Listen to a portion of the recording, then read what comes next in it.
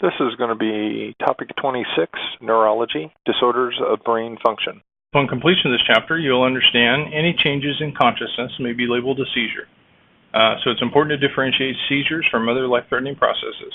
The importance of patient history and the paramedics need to search for medical alert tags to protect themselves. Now, sometimes we don't get great historians, and they may have a very simply a medical alert tag that explains quite a bit of their medical history that might be pertinent. How pre-hospital care is directed toward ending the patient's seizure, supporting body processes, and protecting the patient from harm. Seizure, involuntary contractions of voluntary muscles, caused by an insult to the central nervous system in the brain, results in an altered mental status. And grossly categorized, there's two types. There's intracranial and extracranial. And what extracranial means is any etiology or any cause that might give you a seizure. Table 10.1 is HIT plus 1, which we'll look at here in just a second. Rule out always the top three H's in your initial assessment. And this is table 10.1 or HIT.1 or HIT plus 1. Hypoxia, hypoglycemia, and heat exhaustion are always ones to rule out, or we should rule out. So is my patient hypoxic? Pulse oximetry is an easy way to do this. Finger stick for the hypoglycemia, and what do they feel as far as body temperature goes? Those are always good ideas to rule out those first three H's. And this is how we might do them. Pulse oximetry on, like, say, a LifePak 12, blood pressure. Blood pressure would be hypovolemia or hypotension, and then hypoglycemia. Any of those very easily can give us a seizure and cause an altered level of consciousness. Psychogenic non-epileptic seizures.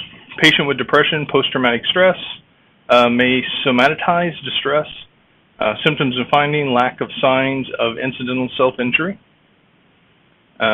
lack of incontinence, and these are like pseudo-seizures, ability to provoke spontaneously, so they can essentially turn on the seizure if they need to. Crying during the seizure, that is not something we normally see with true epileptic or tonic-clonic seizures.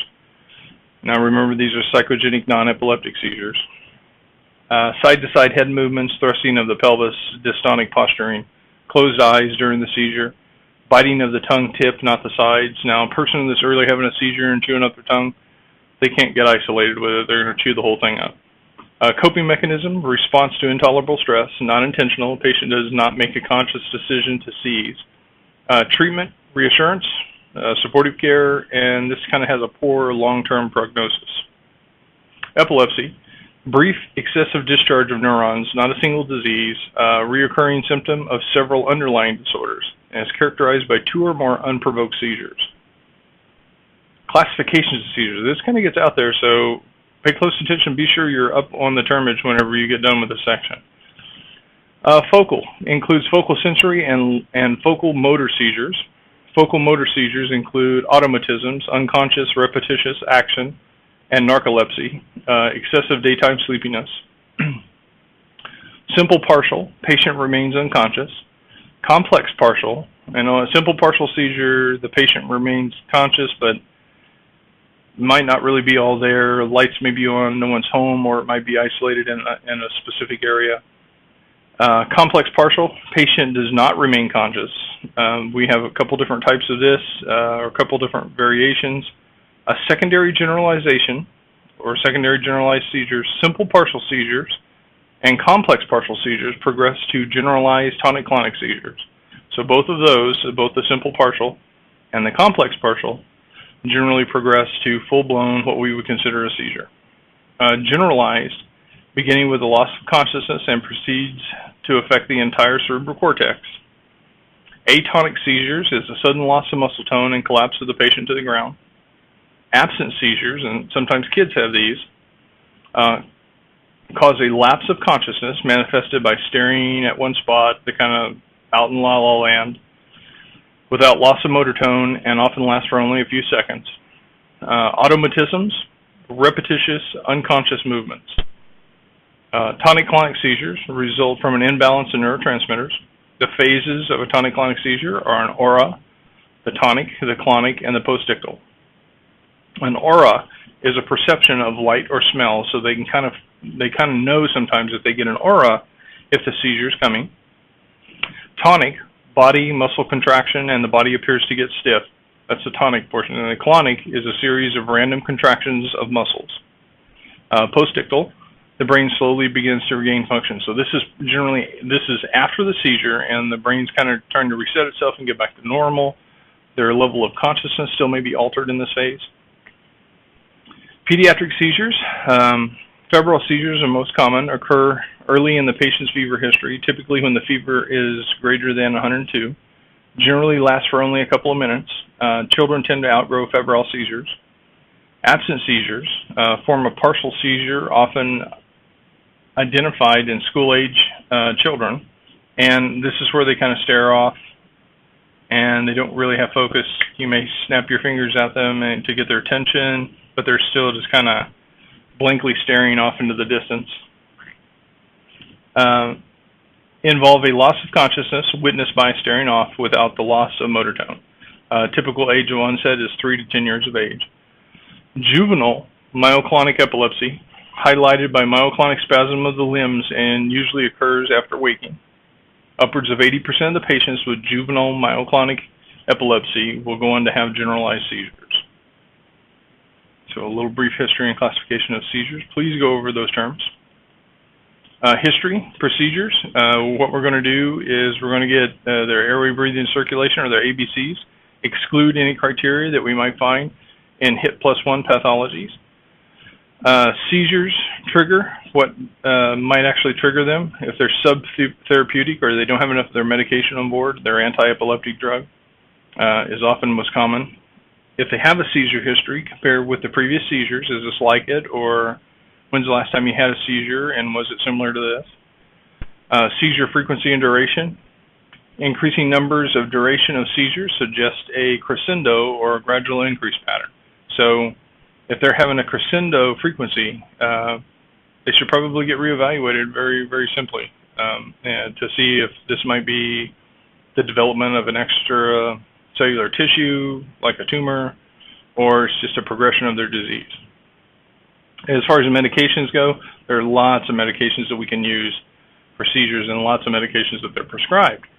Barbiturates, phenobarb being an example of this. Low doses are effective as anti-anxiety or anxiolytics and anticonvulsants. Hydrodantoins, low cost and effective anticonvulsant, cause less sedation than barbiturates. Benzodiazepines suppress seizure activity, and these are like our Verseds and our Valiums, Ativan, things like that, benzos. Particularly in the cortex, thalamus, and limbic areas, by enhancement of the GABA neurotransmitters. Neural adaptation. Neuron is constantly stimulating, leading to tolerance. Succinimides like Zerontin and Silantin slow nerve conduction, but exact mechanism is unknown on these medications. Carboxylic acids like valproic acid work with interfering with GABA transferase, the enzyme that breaks down the inhibitory neurotransmitter GABA, so they have more GABA available. Gamma-aminobenzoic acid, or GABA, is a naturally occurring CNS depressant. So most of the time we'll excite this or have GABA agonists that will stimulate this or enhance this in some form or fashion, which brings about more of the body's own neurological suppression, if you will. Newer anticonvulsants attempt to either replicate GABA, enhance GABA synthesis, or prevent the breakdown to elevate GABA levels. Neurostimulators, electroneurostimulators, use a system of probes placed in the brain surface that they are attached to generate generate a little electrical firing, and they oversensitize the area. So if they start to have a seizure, the tissue itself is less sensitive and won't follow along with it. Device takes continuous real-time electroencephalograms, or EEGs, that detect spike. When a spike is detected, an electrical stimulus is applied to the brain via the electrodes to neuralize the irritable focus. Vagus nerve stimulator periodically sends electrical stimulus to the brain via the vagus nerve. to discharge and neutralize irritable sites in the brain that could induce a seizure. So we have all these types of medications and treatments for seizures. Please look over those as well. Past medical history and comorbid factors. Seizures result in massive pan-cerebral discharge of neurons. Causes and risk factors: imbalance in inhibitory and excitatory neurotransmitters, a disease that alters cerebral blood flow, cerebrovascular disease, inadequate drug levels of anti-epileptic drug, traumatic brain injury, pulmonary disease, and brain infections are just a few. Considerations: last meal, and certain meals are given to patients with seizures, like a ketogenic meal. High fat, adequate proteins, and low carbohydrates is what a ketogenic meal is. Diet offers a pediatric patient a relatively drug-free existence with satisfactory seizure control. Events preceding the seizure, substance exposure and symptoms, as far as witness, provide all vital insights into the possible source of the seizure. When did it onset? And did anything make it better or worse or provocate it? What was the behavior of the patient prior to? What would the movements look like? And a description of the seizure. Were there any movements of the patient as well? So just a good general overall history. Examination: treat hypoxia, hypoglycemia, and hypoperfusion. Secondary physical examination: level of consciousness, scalp examination to look for trauma, ears and nose for evidence of otorrhea or rhinorrhea, or stuff dripping from the ears and nose. Eye examination of pupils to determine if they got any kind of head injury going on. Doll's eyes are always a poor indicator that everything's normal. A doll eyes is a patient's gaze are fixed when the head is turned. Be sure and keep good C-spine precautions. You can turn the whole board, but their eyes will stay fixed. That's considered doll's eyes, and we see that in a head injury. If the patient does not appear to be recovering, extensive neurological exam, assessment of the cranial nerves, and assessment for stroke. We also have meningeal signs that say that they might have a brain infection. Table 10.5 is a partial list of meningeal signs and symptoms, and this is 10.5. Symptoms are nausea, chills, headache, photophobia, or the light hurts my eyes, or neck stiffness or nuchal rigidity. Signs: projectile vomiting, fever, seizures. Kernick sign. A Kernick sign is severe stiffness of the hamstrings caused by the inability to straighten the leg when the hip is flexed to 90 degrees. So whenever let's say that this is the person, this is their back, this is their hip. So if their leg was stretched out here and you brought it up, their hamstring would start to flex as soon as you brought it up. Now that's a Kernick sign. A Bradinsky sign is another one of these, and severe neck stiffness causes a patient's hips and knees to flex whenever the neck is flexed. So if you have them laid out nice and flat and you flex their neck, that their knees will bend up.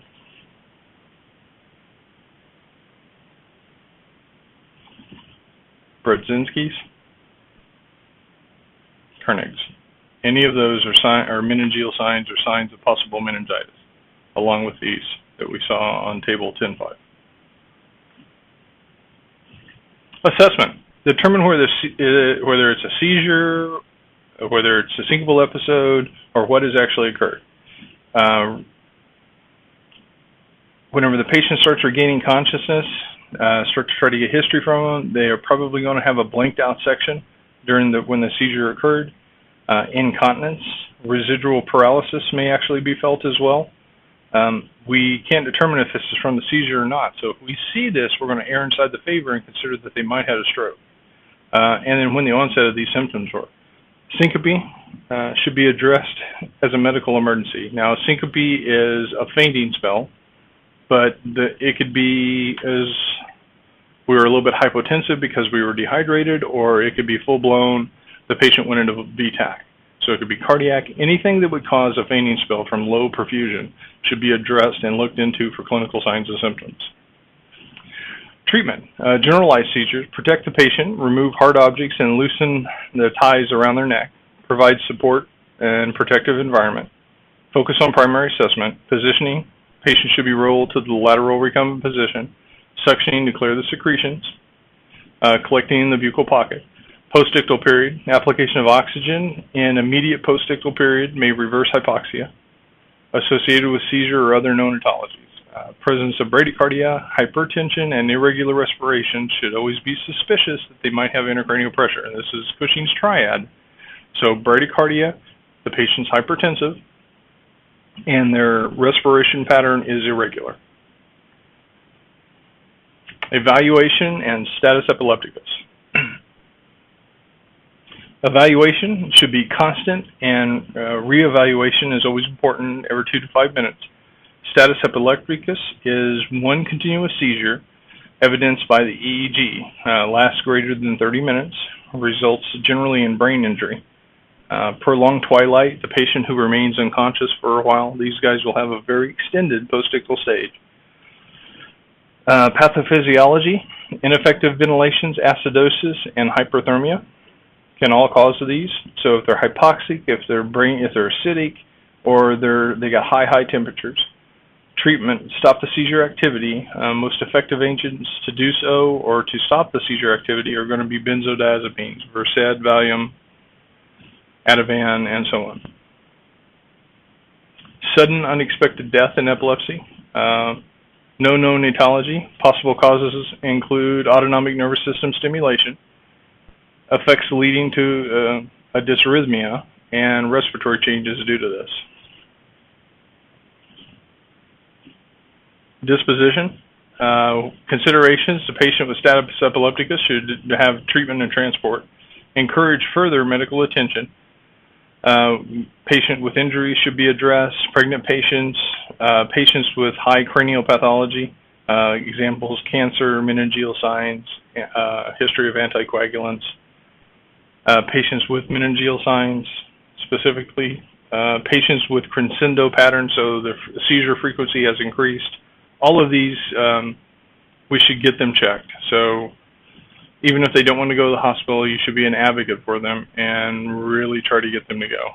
You can't kidnap them, but in the same breath, please try to get them to go to the hospital.